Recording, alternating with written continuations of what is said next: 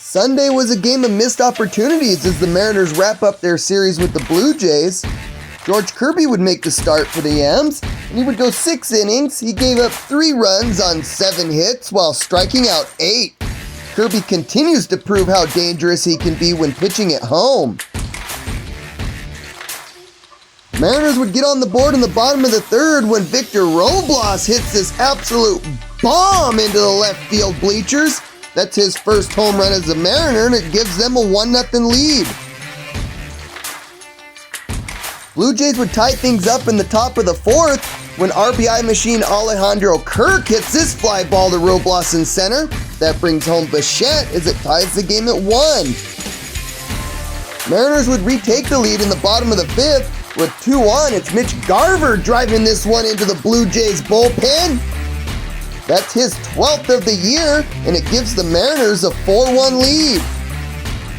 Fun moment in the top of the 6th as it was announced that Logan Gilbert would be the Mariner representative for the All-Star game. For Logan, it's his first All-Star appearance. As we get back to the game, the Mariners would go to their bullpen in the top of the 7th, and with 2 on, it's George Springer driving this one to right center field.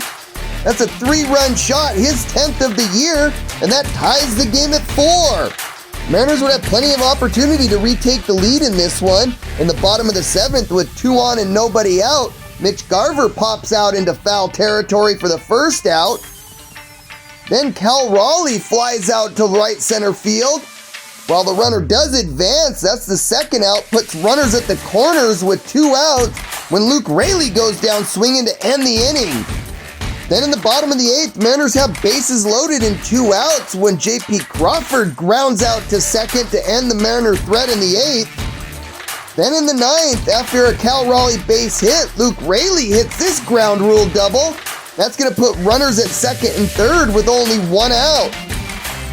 But after Ty France is called out on a questionable check swing for the second out, Jorge Polanco would then pop out into foul territory. This seemed to be a theme for the Mariners today, giving Guerrero lots of work out there in foul territory.